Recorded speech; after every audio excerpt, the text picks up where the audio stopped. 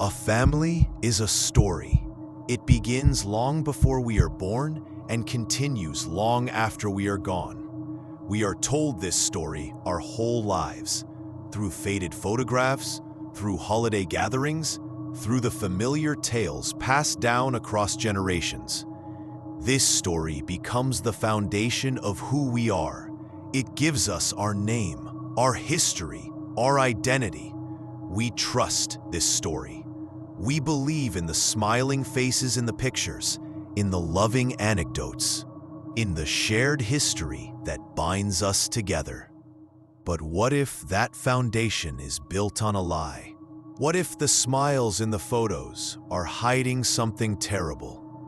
What if the stories you've been told are just carefully constructed walls, built to contain a dark and horrifying secret? A secret so monstrous, your family buried it, hoping it would stay dead forever. Tonight, we are unlocking the door to the family crypt. We are exploring 3 true, chilling accounts of people who stumbled upon the truth of their own bloodline, a truth that was never, ever meant to see the light of day. Story 1.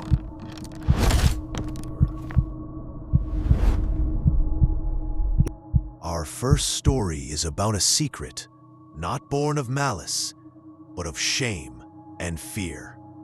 A common practice from a less enlightened time that feels like pure Gothic horror today. It comes from a woman named Sarah, who, after the passing of her beloved grandmother, inherited the old family home where her mother had grown up. The house was a large, Victorian-era home filled with decades of memories. Sarah spent weeks sorting through her grandmother's belongings. It was a sad but nostalgic task until she reached the attic. The attic was cluttered with the usual forgotten treasures: old furniture, trunks of clothes, boxes of yellowed photographs. But at the far end of the attic, behind a stack of old wardrobes, was something strange. A small, sturdy wooden door, bolted shut from the outside with a heavy, rusted slide lock. It wasn't a closet. It seemed to lead to a small, sealed-off section of the attic. Her mother had never mentioned a locked room. Curious, Sarah worked the rusty bolt free. With a loud groan, the door swung open, revealing a small, windowless room, no larger than a walk-in closet. The air inside was stale and thick with the smell of dust and something else, a faint, sorrowful perfume. The room was not for storage. It was furnished like a child's bedroom, but a sad, Spartan version.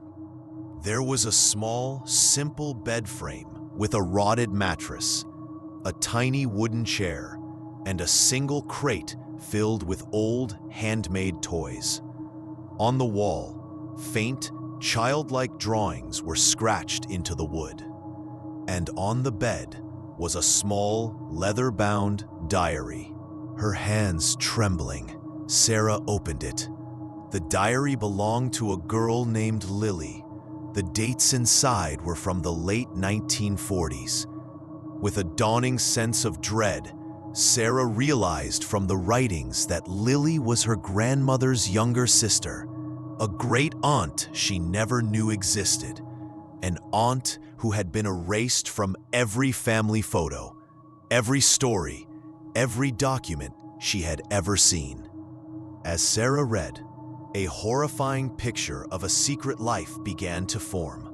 Lily, it seemed, was born with a severe developmental disability. In the 1940s, in their small, conservative town, this was seen not as a medical condition, but as a source of deep family shame. Instead of getting her help, Sarah's great-grandparents made a cruel decision. They decided to hide her from the world. Lily lived her entire short life in that small, windowless attic room. The diary was a heartbreaking account of her lonely existence. She wrote about her sister, Sarah's grandmother, who would sneak up to the attic to play with her when their parents weren't home, bringing her food and stolen books. She wrote about the sounds of the family she could hear through the floorboards, holiday celebrations, arguments, laughter, a life she was a part of, but could never join. She described her world through the single vent that looked out onto the backyard, watching other children play in the sun. The most chilling entries were near the end. Lily wrote about being sick, about a cough that wouldn't go away. She wrote about her parents' hushed, angry arguments about what to do with her, their fear that a doctor would expose their secret. The last entry was a single, childishly scrawled sentence. "The moon is so pretty tonight. I wish I could touch it." Lily had died in that room, likely from pneumonia or tuberculosis, alone in the dark. After her death, her parents had bolted the door, and the family had entered into a silent conspiracy to erase her from history. Even Sarah's own grandmother, the sister who had shown her kindness, had carried that dark secret to her grave. Sarah sat in the dusty silence of the attic, weeping for the girl she never knew. That night, she tried to sleep in her grandmother's old bedroom, but she was woken around 3 a.m. by a faint sound from the ceiling above. It was the gentle, rhythmic sound of a small child humming a lullaby.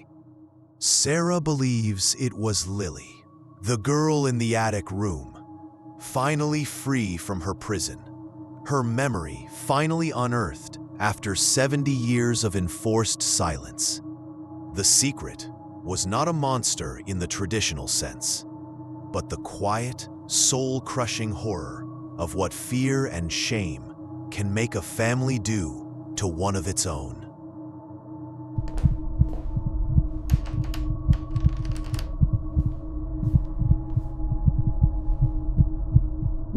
Some family secrets are not buried in the past. They walk beside you every day, disguised as the people you trust the most. Our second story is a well-documented true crime account, told from the perspective of a woman whose entire identity was shattered by the discovery of her father's monstrous secret life. This is the story of Carrie Rawson, the daughter of Dennis Rader, the man known to the world as the BTK killer. For her entire childhood, Carrie Rawson adored her father. Dennis Rader was, by all appearances, a model father and community member in Park City, Kansas. He was a Boy Scout leader, the president of his church council, a compliance officer. He was a dorky, meticulous, sometimes overly strict but loving family man. Carrie's childhood was filled with camping trips, fishing, and family dinners. She loved her dad. He was her hero. Between 1974 and 1991, a serial killer terrorized the Wichita, Kansas area. He called himself BTK, which stood for Bind, Torture, Kill, his horrifying signature method.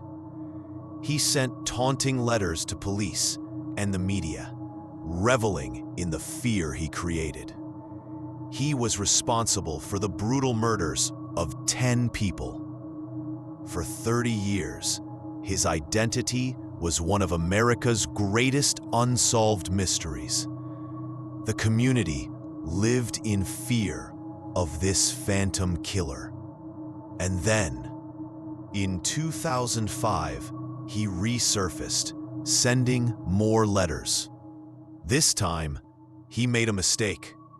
A floppy disk he sent to a local news station was traced by police back to Christ Lutheran Church and to a man named Dennis Rader. On February 25, 2005, Carrie Rawson, then a young woman living in her own apartment, answered a knock at her door. It was an FBI agent. He sat her down and showed her a picture. "Do you know who this is?" he asked. It was her father. Then he told her why he was there. They believed her father was the BTK killer. Carrie's world simply ceased to exist. It was impossible. Her dad? Her goofy, church-going, camping trip dad? It was a mistake. A horrible, insane mistake. She spent the day in a state of shock and denial, until she saw the news report. She saw her father's face on the television screen, under the headline, "BTK Caught." The secret was out, and the horror for Carrie was just beginning. It wasn't the horror of a stranger. It was the horror of memory. Her entire life became a contaminated crime scene. She was forced to re-examine through a new, terrifying lens. Every memory was now suspect. The camping trips where he'd meticulously taught her how to tie complicated knots, were those practice sessions? The times he came home late from his security job, was he out hunting for his next victim? She remembered a time as a child when she'd accidentally walked in on him in the bedroom, surrounded by women's clothing and a horrifying mask, and he had screamed at her to get out. He had called it a project. She now knew she had stumbled upon his murder kit. The loving father, the community leader, the man she trusted implicitly, was a performance, a mask he wore to hide the sadistic, narcissistic monster that lived underneath. The family life she cherished wasn't real. It was a cover, a human shield he used to hide in plain sight for 3 decades. Dennis Rader confessed to all 10 murders in chilling, emotionless detail. He is currently serving 10 consecutive life sentences. For his daughter, the sentence is a different kind of life imprisonment. The dark family secret she discovered that day wasn't just that her father was a killer. It was the realization that the person she knew as Dad never truly existed at all.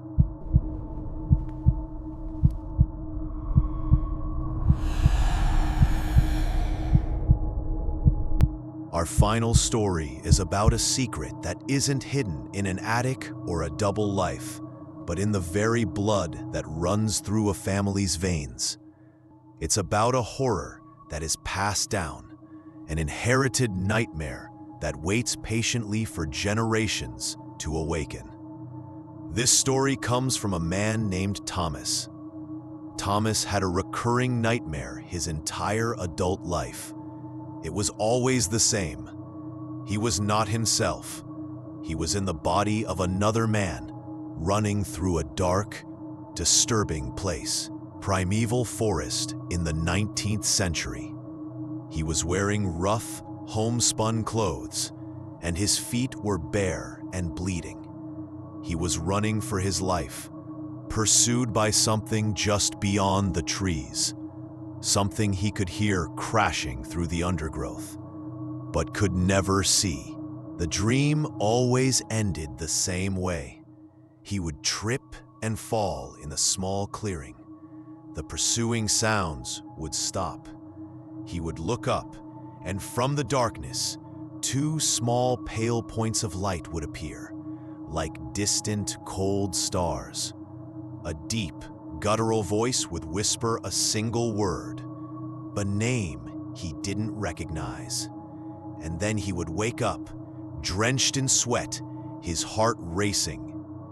He tried to tell his father about the dream once, but his father became strangely angry and withdrawn, telling him it was just a dream and to never speak of it again. The bizarrely intense reaction only deepened Thomas's unease. Years later, after his father passed away, Thomas was sorting through old family documents when he found it. A small, weathered journal bound in cracking leather. It belonged to his great-great-grandfather, Elias, dated 1888. Elias was one of the first members of their family to settle in the rural area of Virginia, where Thomas grew up. As Thomas read the journal, a cold dread began to seep into his bones. Elias wrote about his struggles clearing the land and building a life. And then, he wrote about his dreams. He described a recurring nightmare. He was running through the dark forest, barefoot. He was being pursued by something he couldn't see. The dream always ended when he was cornered in a clearing, where he would see two pale lights and hear a whispered name. It was Thomas's exact dream, described in perfect, terrifying detail by a man who had been dead for over 100 years. The final entries of the journal were frantic, barely legible. Elias wrote that the dream was no longer just a dream. He had started hearing the whispers when he was awake. He wrote about a pact his ancestors had made, a deal with an old entity in the woods to ensure their prosperity. A deal that had to be paid by every fourth generation. The last page of the diary was a single, terrifying entry. "It knows my name now," Elias wrote. "The whispers are no longer in my head. I hear them from the trees. It's here. It found me. I see the pale The entry ended there, the pen trailing off the page in a jagged, terrified scrawl. Thomas sat in his quiet, modern home, the journal open in his hands, the silence of the room pressing in on him. He felt a chill that had nothing to do with the temperature. He was the fourth generation after Elias. And as he stared at his ancestors' final words, he heard a sound from the backyard, just outside his window. It was a soft, guttural whisper carried on the night wind, and it was whispering his name. The family secret wasn't an event or a hidden person. It was a curse, a living, patient horror passed down through his bloodline, and it had finally come to collect its debt.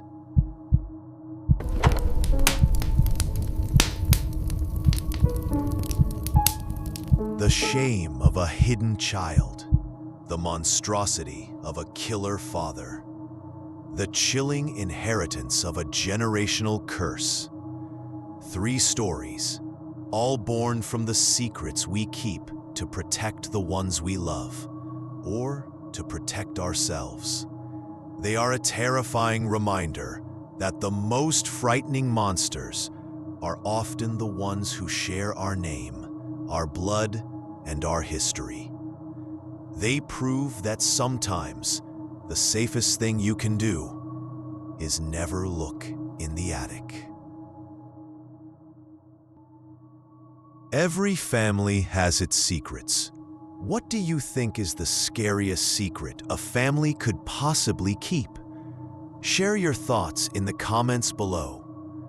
And if you appreciate these deep dives into the darker side of human history and the unexplained, please like this video and subscribe to the channel for more true, unsettling stories. Thank you for listening.